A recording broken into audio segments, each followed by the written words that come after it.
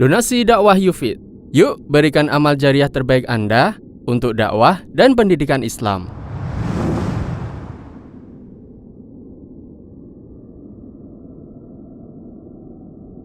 Bismillahirrahmanirrahim. Assalamualaikum warahmatullahi wabarakatuh. Alhamdulillahi wa kafa. Wassalatu wassalamu ala rasulihil mustafa wa ala alihi wa sahbihi wa man iktafa, amma ba'd. Kita panjatkan puja dan puji syukur kehadirat Allah Tabaraka wa Ta'ala pada kesempatan yang berbahagia kali ini, pada hari ini tanggal 23 Muharram 1439 Hijriah, atau yang bertepatan dengan tanggal 13 Oktober 2017, kita masih kembali diberi kekuatan, kesehatan, hidayah serta taufik dari Allah Jalla wa'ala, sehingga kita bisa menghadiri pengajian rutin untuk membahas adab dan akhlak di dalam Islam di Masjid Jenderal Besar Sudirman Purwokerto ini. Kita berharap semoga Allah Subhanahu wa Ta'ala berkenan untuk melimpahkan kepada kita semuanya ilmu yang bermanfaat, sehingga bisa kita amalkan sebagai bekal untuk menghadap kepada Allah Jalla wa'ala. Amin. Salawat dan salam semoga senantiasa tercurahkan kepada junjungan kita Nabi besar Muhammad sallallahu alaihi wasallam, kepada keluarganya, sahabatnya, dan umatnya yang setia mengikuti tuntunannya hingga akhir nanti. Para hadirin dan hadirat sekalian yang kami hormati, dan juga segenap pendengar Radio Fika Insani 88.8 FM di Purbalingga, Purwokerto, Banjarnegara, Cilacap, Wonosobo, Kebumen dan sekitarnya, dan juga para pemirsa Surau TV dan Yufi TV yang semoga senantiasa dirahmati oleh Allah Azza wa Jalla. Alhamdulillah, pada malam yang berbahagia kali ini kita masih melanjutkan pembahasan tentang salah satu di antara hadis Nabi kita Muhammad sallallahu alaihi wasallam tentang adab dan akhlak di dalam Islam, yaitu hadis yang ke-16 yang dibawakan oleh Imam Ibnu Hajar Al-Asqalani dalam Kitabul Jami' dari kitab beliau Bulughul Maram. Hadis itu adalah hadis larangan untuk berlebihan dan sombong dalam makan, minum, berpakaian, dan bersedekah. Hadis larangan untuk berlebihan dan sombong dalam makan, minum, berpakaian, dan bersedekah. Pada pertemuan-pertemuan sebelumnya kita telah bahas apa yang dimaksud dengan berlebihan dalam makan, berlebihan dalam minum, berlebihan dalam berpakaian. Ini pembahasan terakhir kita pada pertemuan sebelumnya adalah mengenai maksud dari berlebihan dalam berpakaian. Maka malam hari ini kita akan lanjutkan pembahasan kita, yaitu berlebihan dalam bersedekah. Berlebihan dalam bersedekah. Pada pembahasan sebelumnya, berlebihan makan, berlebihan minum, berlebihan berpakaian, saya kira tidak ada yang aneh. Ya, wajar atau gampang dicerna berlebihan makan, berlebihan minum, berlebihan berpakaian. Tapi poin yang akan kita bahas malam ini aneh menurut sebagian kita. Masa sedekah kok berlebihan? Sedekah itu ibadah atau bukan? Ibadah. Ya. Masa ada orang ibadah dikatakan berlebihan? Berlebihan itu beli mobil berlebihan, bikin rumah berlebihan, punya istri enggak? Yo ada tuh, maksimal 4. Kalau 5 berarti berlebihan selain Rasul sallallahu alaihi wasallam. Kok ada bersedekah berlebihan itu bagaimana, Ustaz? Terus, bukankah kita ini disuruh berlomba-lomba dalam kebaikan? Betul nggak? Betul. Ayatnya jelas. Dalam surat Al-Baqarah ayat 148. Apa bunyinya? Fastabiqul khairat. Berlomba-lombalah di dalam kebaikan. Ini perintah. Perintah Allah dalam Al-Quran supaya kita berlomba-lomba dalam kebaikan, dalam ibadah kita selalu berlomba-lomba. Kok tahu-tahu ada hadis melarang berlebihan? Jamaah yang kami hormati, berlebihan dengan berlomba sama atau beda? Sama atau beda? Beda. Saya kasih ilustrasi. Ikutilah perlombaan lari maraton 10 ya bukan 10 meter lah, 10 kilometer. Maka semuanya akan berlomba untuk memasuki garis finish pertama kali. Garis finishnya adalah setelah lari berapa? 10 kilometer. Maka yang menang adalah yang pertama kali sampai di garis finish 10 km. Kalau ada orang sudah sampai garis finish masih lari terus sampai 20 km, menang? Ya tergantung dia masuknya kapan. Dia masuknya terakhir tapi terus lari sampai 20 km. Juara? Enggak juara. Siapa yang nyuruh Anda untuk lari sampai 20 km? Terus manfaatnya apa? Boro-boro ada manfaatnya, bahkan mungkin malah membahayakan. Ya. Jadi berbeda antara berlomba dengan berlebihan. Betul di dalam agama kita berlomba di dalam kebaikan itu dianjurkan. Makanya soft yang paling utama buat kaum pria adalah paling depan. Ustaz, saya pengen lebih dari imam, Ustaz. Nah, itu namanya berlebihan. Berdirinya di depan imam, oh, paling ngarep dewek, Ustaz. Itu namanya berlebihan. Yang disuruh di dalam agama kita bukan berlebihan, tapi berlomba-lomba di dalam kebaikan. Satu hal yang harus kita ingat, bahwa ibadah di dalam agama kita semuanya ada aturannya. Saya ulangi. Ibadah di dalam agama kita semuanya ada aturannya. Dan ini salah satu potret kesempurnaan Islam. Allah Subhanahu wa taala berfirman dalam surat Al-Maidah ayat 3, Al-yawma akmaltu lakum dinakum. Pada hari ini aku telah sempurnakan untuk kalian agama kalian. Allah sudah menyempurnakan ajaran Islam. Kalau sudah sempurna berarti konsekuensinya sesuatu yang sempurna itu jangan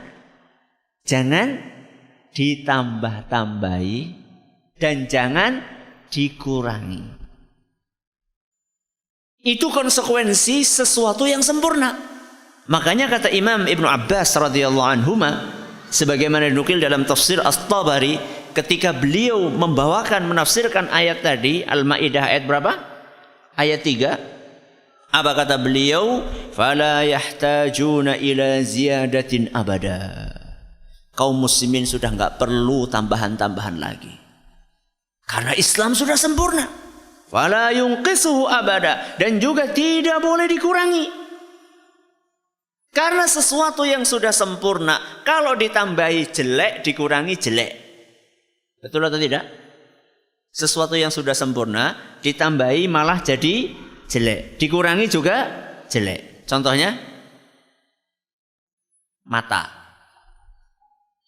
Manusia kondisi sempurna, jumlah matanya berapa? 2. Kalau ditambahi Jadi 3. Ditaruh di mana? Batuk 1. Bagus? Lumuk akeh. Atau dikurangi, maaf, cuma jadi 1. Sesuatu yang sudah sempurna, kalau ditambahi jelek, dikurangi jelek, berarti seperti apa adanya. Dan ini adalah salah satu keistimewaan Islam. Kita ini tidak disuruh untuk berinovasi dalam beribadah. Kita ini tidak disuruh untuk kreatif dalam bikin ibadah baru. Enggak. Kalau jenengan mau kreatif silakan dalam perkara duniawi. Mau berinovasi silakan dalam perkara duniawi. Ya.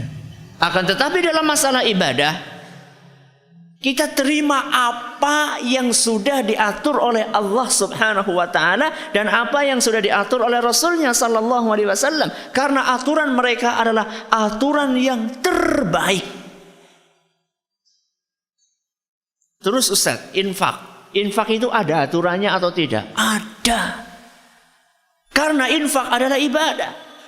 Infak ibadah maka ada aturannya. Sebagaimana sholat ibadah ada aturannya.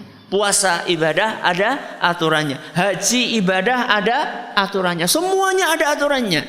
Aturan infak apa Ustaz? Antara lain Allah sebutkan dalam surat Al-Furqan ayat 67. Surat apa? Al-Furqan ayat 67. Allah Azza wa Jalla berfirman, "Walladzina idza anfaqu", ibadur rahman, orang-orang hamba Allah yang akan mendapatkan kemuliaan, salah satu karakteristiknya walladzina idza anfaqu, ketika mereka infak, lam yusrifu, tidak berlebih-lebihan, walam yakturu, dan juga tidak pelit. Tidak berlebihan juga tidak pelit. Berarti dua kubu ini sama-sama tercela. Jadi bukan berarti ketika kita dilarang berlebih-lebihan terus jadi kita setiap ada kotak lewat, oh saya nggak boleh berlebihan. Itu namanya pelit. Dua-duanya nggak boleh dalam agama kita. Lam yusrifu, tidak berlebihan dalam infak, walam yakturu, tapi juga tidak pelit. Terus bagaimana Ustaz? Wa kana baina dzalika qawama. Seharusnya dia itu ketika infak pertengahan. Sesuai dengan ajaran yang sudah diajarkan di dalam agama kita. Seperti apa potret-potret berlebihan di dalam berinfak?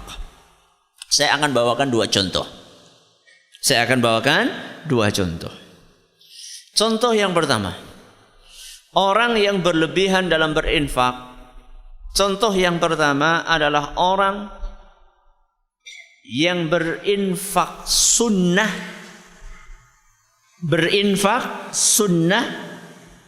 lalu mengakibatkan terbengkalainya infak yang wajib. Saya ulangi. Contoh yang pertama apa? Orang infak sunnah lalu mengakibatkan terbengkalainya infak yang wajib. Sebelum saya jelaskan contoh ini, kita perlu tahu bahwa infak di dalam agama kita itu ada yang levelnya wajib, ada yang levelnya sunnah. Contoh yang wajib apa? Zakat. Bagus. Zakat apa? Zakat mal, zakat fitrah. Ada yang lain infak yang wajib?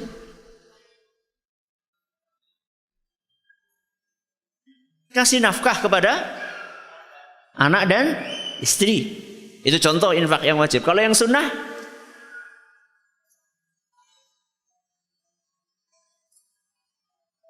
sedekah bangun masjid. Terus apa? Anak yatim, biayai anak yatim. Ada yang lain? Ibnu Sabil, ya. Ada orang musafir kemudian kelihatan lapar, kita kasih makan, ya. Di dalam agama kita, infak itu ada yang wajib, ada yang sunnah. Salah satu praktek berlebihan dalam infak adalah ketika seseorang infak yang sunnah, gara-gara infak sunnah ini yang wajib menjadi terbengkalai. Contohnya apa? Contohnya, seseorang yang rajin untuk menafkahi anak-anak yatim. Tapi gara-gara itu anaknya sendiri kelaparan. Seorang yang rajin infak kepada anak yatim. Tapi gara-gara saking rajinnya itu, duitnya habis, anaknya sendiri kelaparan. Contoh yang lain ada Ustaz? Ada. Orang yang sangat peduli untuk menafkahi janda-janda muda yang ada di sekelilingnya. Akhirnya istrinya sendiri tidak diperhatikan. Kok janda muda sih Ustaz? Ya wis janda tua.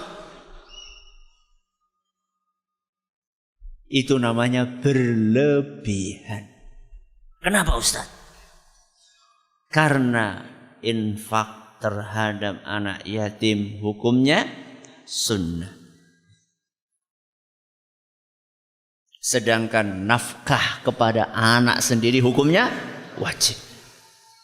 Membantu janda, entah muda maupun tua, itu hukumnya sunnah. Sedangkan menafkahi istri sendiri itu hukumnya wajib.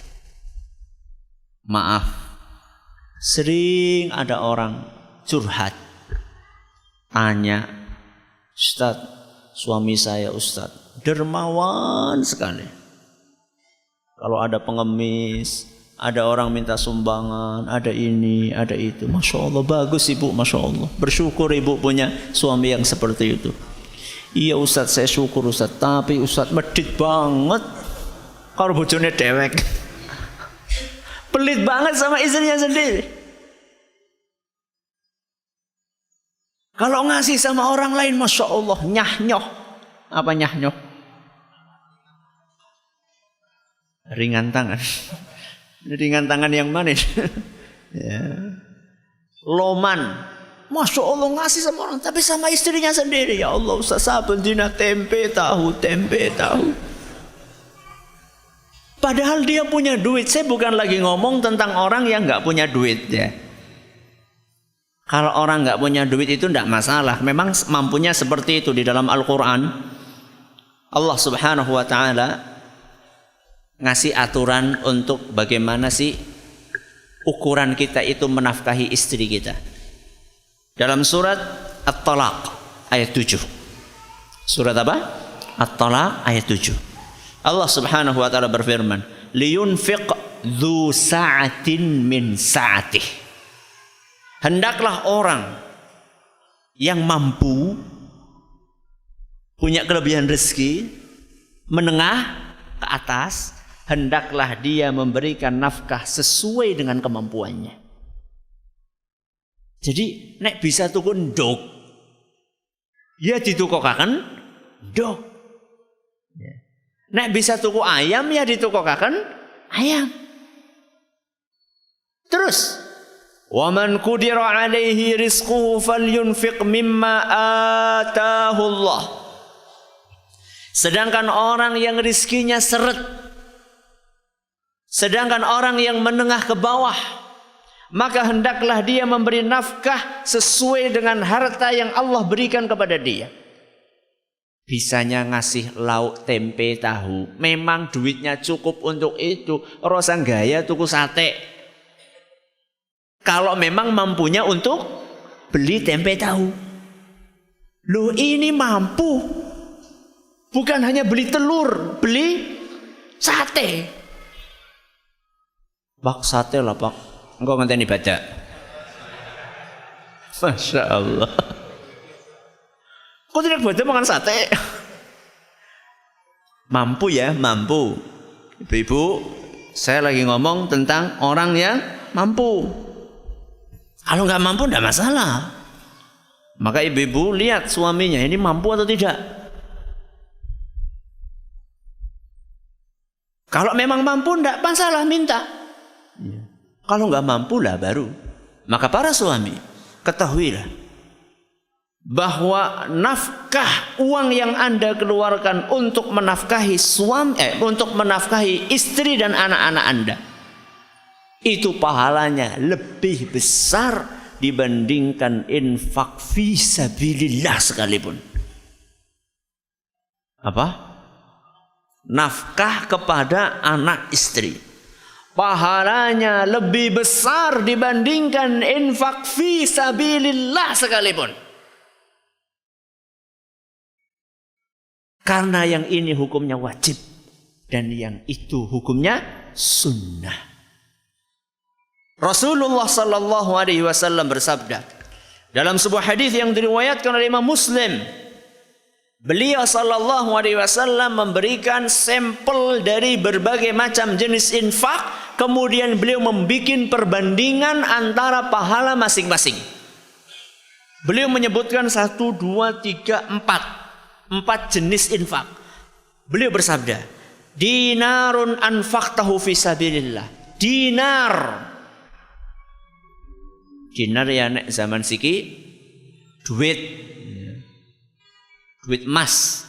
Dinarun anfaqtahu fi sabilillah. Dinar yang kamu infakkan fi sabilillah, di jalan Allah, jihad fi sabilillah. 1. Wa dinarun anfaqtahu fi raqabah, dan dinar yang kamu infakkan untuk memerdekakan budak. Berapa ini? 2. Wa dinarun tasaddaqta bihi ala miskin, dan dinar yang kamu sedekahkan untuk fakir miskin. Berapa? 3. Wa dinarun anfaqtahu fi ahlik, dan dinar yang kamu nafkahkan untuk keluargamu. 4 ini mana yang paling afdal? A'zamuha ajran alladhi anfaqtahu ala ahlik. Yang paling besar pahalanya adalah dinar yang kamu nafkahkan untuk keluargamu. Hadis sahih riwayat Muslim. Nah, ibu-ibu seneng deh. Alhamdulillah lagi wong iki mangan sate gitu temenan. Itu yang mampu. Yang enggak mampu enggak usah. Ya, ngenteni badan. Ya. Jadi ini potret yang pertama. Infak sunnah mengakibatkan terbengkalainya infak wajib. Contoh yang lain, sedekah besar padahal utangnya numpuk. Apa? Sedekah besar padahal utangnya numpuk. Dan ini kejadian kami saksikan sendiri. Ada orang, ada jamaah pengajian datang.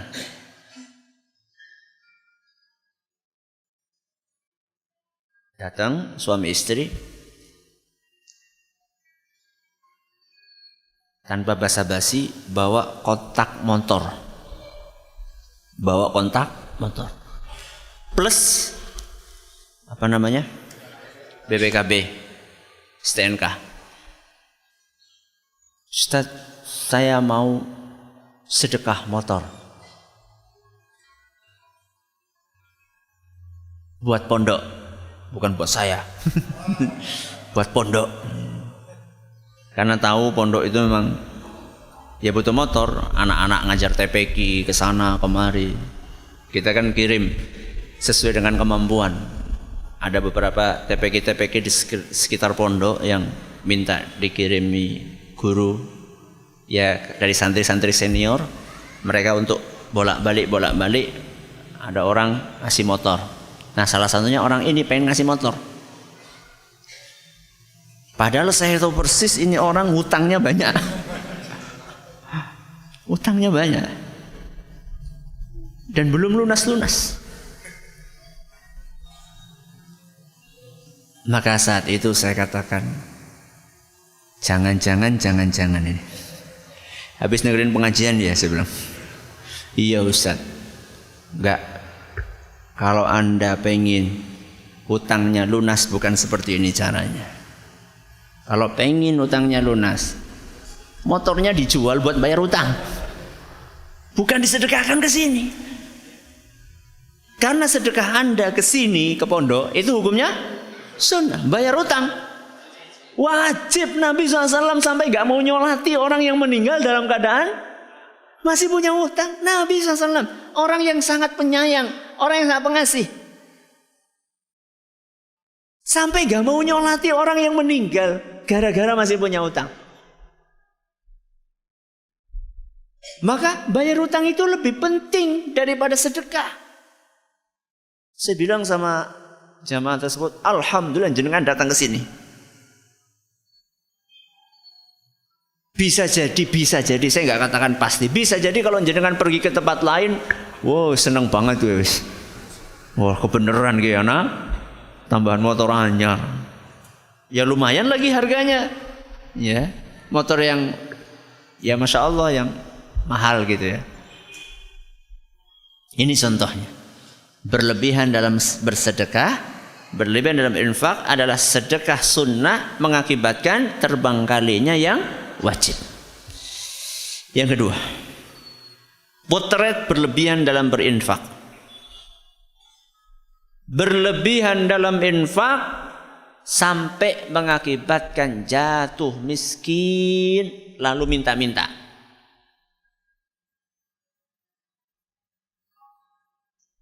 Gimana? Berlebihan dalam infak sampai jatuh miskin. Akhirnya minta-minta.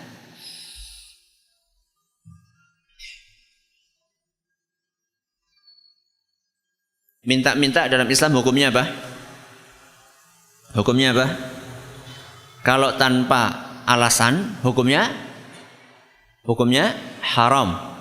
Makanya orang-orang yang minta-minta, pengemis yang tanpa alasan syar'i, itu nanti pada hari kiamat akan datang dalam keadaan wajahnya tanpa daging, alias akan datang dalam keadaan mukanya bentuknya tengkorak. Kenapa kok yang gak ada daging itu mukanya? Karena muka itu tempatnya malu. Muka itu tempatnya malu. Sehingga apa yang kita katakan ketika ada orang tidak punya malu? Apa istilah kita? Rai gedek. Kok rai ya? Kenapa bukan tangan gedek gitu ya? Karena memang rai atau muka itu tempatnya malu. Sehingga para ulama mengatakan minta-minta dalam Islam tanpa alasan syar'i itu hukumnya haram. Tidak boleh seseorang mementingkan yang sunnah akibatnya terjerumus kepada perbuatan yang haram. Maka kalau kita mau infak, pertimbangkan baik-baik pasca infak tersebut. Apakah kita akan jatuh miskin lalu kemudian minta-minta? Loh, Mas, jenengan jaluk-jaluk, iya nyung infake kakean wingi. Apakah akan berakibat seperti itu atau tidak? Kalau akan berakibat seperti itu, berarti banyaknya Anda dalam berinfak itu masuk dalam kategori berlebihan. Karena mengakibatkan jatuh miskin, lalu jadinya minta-minta. Mari kita perhatikan hadis yang diriwayatkan oleh Imam Bukhari dan Muslim berikut ini. Diceritakan ada seorang sahabat namanya Sa'ad bin Abi Waqqas. Siapa namanya? Sa'ad bin Abi Waqqas. Ceritanya pada haji wada. Pada haji wada, bismillah. yaitu haji perpisahan, haji terakhir Rasulullah sallallahu alaihi wasallam. Saat ini sakit parah, sampai beliau merasa ajalnya sudah dekat. Rasulullah SAW datang membesuk beliau. Kesempatan berharga itu digunakan oleh Sa'ad untuk konsultasi kepada beliau sallallahu alaihi wasallam. Kata Sa'ad, "Ya Rasulullah, inni qad balagha bi minal waja'i wa ana dhu malin wa la yarithuni illa ibnah." Wahai Rasul, aku ini kaya. Dan kondisiku seperti kamu lihat, sudah sangat parah sakitku. Dan aku cuma punya satu ahli waris, yaitu putriku. Afa atasaddaqu bi thulutsai mali? Bagaimana kalau saya sedekahkan 2/3 hartaku? Berapa? 2/3. Berarti nek se-M pira? 750 juta, betul? Iya. Faqala la. Nabi SAW menjawab, jangan. Faqultu bisyatri. Gimana kalau separuh? 1M separuhnya berapa? 500 juta. Faqala la.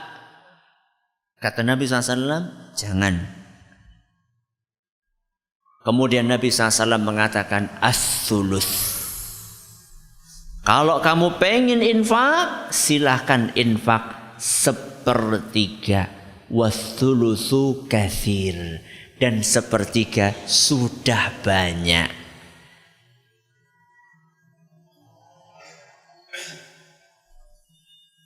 Mungkin menurut sebagian kita, mau ngarep infak kok malah di alang-alang. Nek carane nyong ya, aja 2/3 kabehan bae. Nabi SAW 2/3 malah disuruh turun, jadi malah ketika minta setengah turun lagi sampai berapa? 1/3. Lihat alasan Nabi SAW. Ini yang penting, sangat penting. Innaka antadhara warasataka aghniya'a khairun min antadharahum 'alatan yatakaffafuna an-nas. Lebih baik kamu tinggalkan ahli warismu dalam keadaan berkecukupan daripada engkau tinggalkan ahli warismu dalam keadaan miskin, minta-minta kepada orang lain. Hadis riwayat Bukhari dan Muslim. Jadi Nabi SAW mengajarkan bahwa tidak minta-minta, hidup berkecukupan itu lebih baik daripada miskin minta-minta.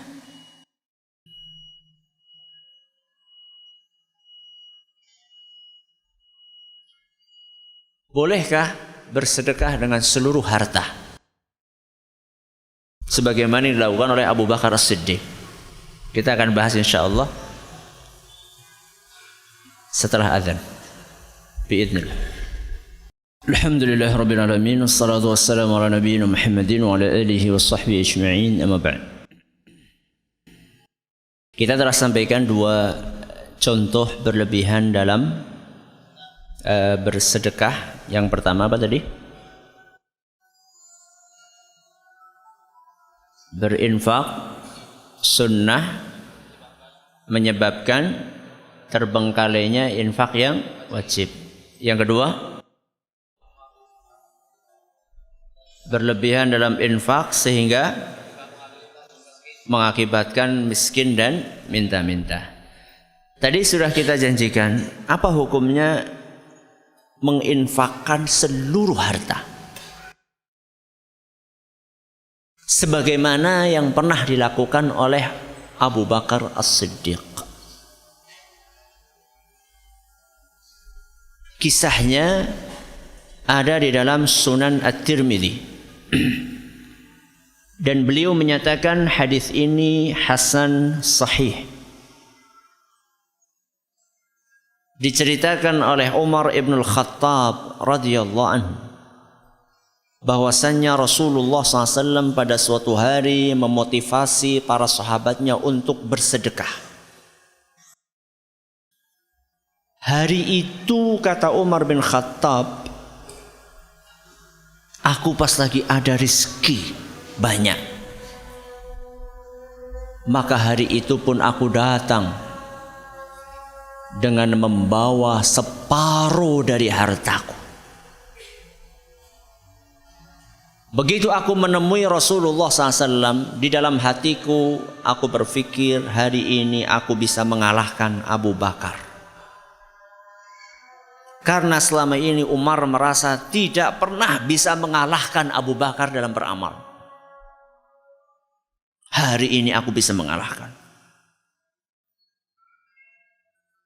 Maka begitu beliau menghadap kepada Nabi SAW, menyerahkan infak atau sedekahnya yang banyak, maka Nabi SAW bertanya kepada beliau, ma abqaita li ahlik, apa yang kamu sisakan untuk keluargamu? Dengan kamu membawa harta sebanyak ini, buat keluargamu, kamu tinggalin seberapa? Kata Umar, mislahu, aku tinggalkan buat keluargaku seperti yang aku infakkan di sini, alias separuh. Jadi dari hartaku aku keluarkan separuh. Separuhnya saya buat untuk keluarga. Wa ata Abu Bakrin bikulli ma indahu. Tidak lama kemudian datang Abu Bakar.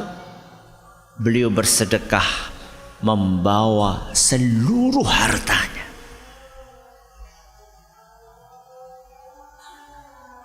Umar pikir hari ini Abu Bakar kalah. Ternyata Abu Bakar membawa seluruh hartanya. Maka Nabi SAW bertanya, ya Aba Bakrin ma abqaita li ahlik. Wahai Abu Bakar, apa yang kamu tinggalkan untuk keluargamu?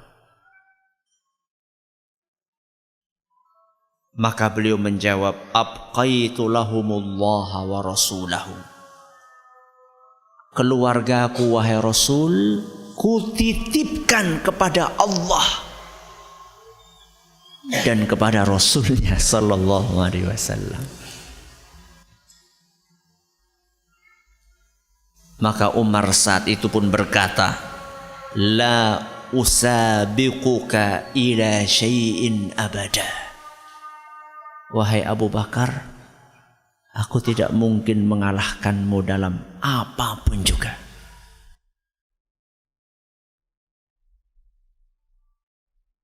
Boleh nggak kita berbuat seperti Abu Bakar? Saat itu kan perbuatan Abu Bakar, betul. Tapi diketahui oleh Rasulullah Sallallahu Alaihi Wasallam dan direstui oleh beliau. Apakah ada cuplikan yang menyebutkan Abu Bakar dimarahi oleh Rasul? Tidak. Boleh nggak Ustadz kita seperti Abu Bakar? Boleh? Enggak. Priwe sih. Ajaran Islam ini universal. Boleh? Boleh dengan syarat-syarat. Boleh dengan syarat-syarat. Apa ya Ustaz syaratnya Ustaz? 1.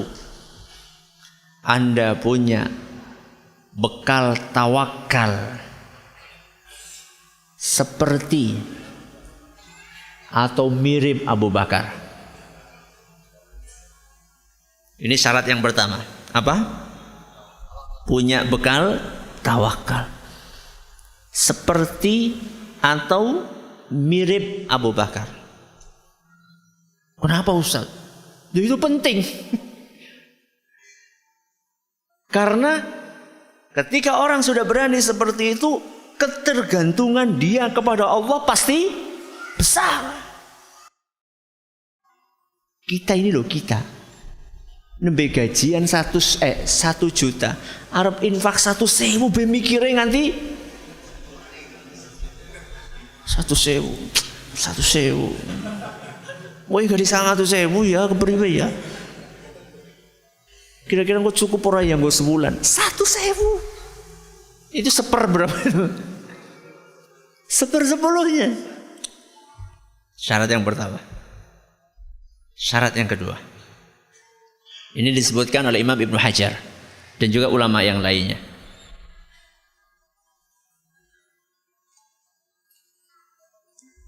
Gak punya utang. Apa? Gak punya utang. Sekali lagi, utang itu hukumnya wajib melunasi. Ya. Syarat yang ketiga.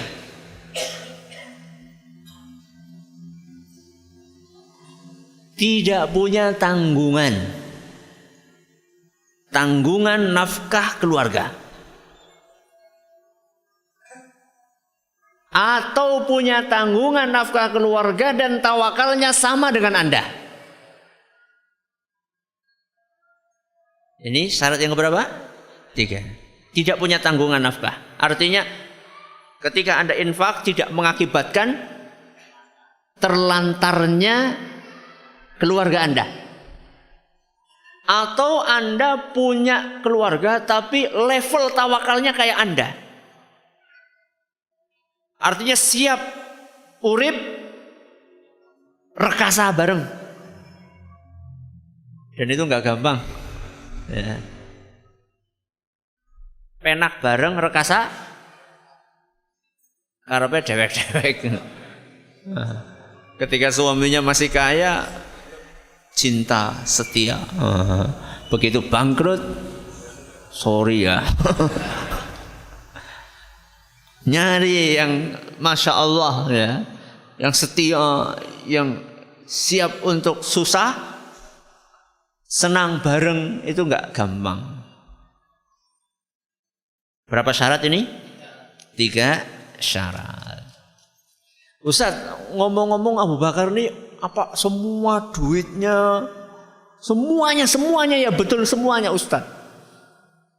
Kata Ibnu Hazm, semua yang dimaksud di situ adalah duit.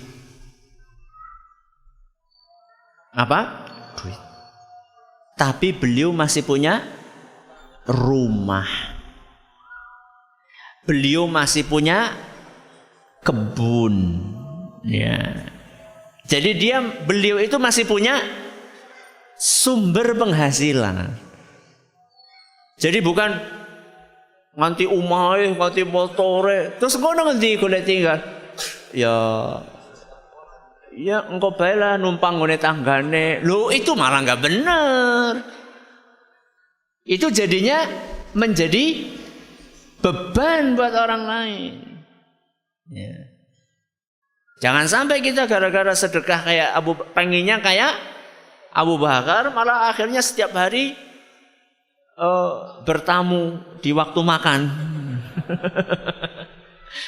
Awan iki ngene kae, tuan rumah iki ora bali-bali iki. Wong urung disuguhi mangan kon bali kepriye.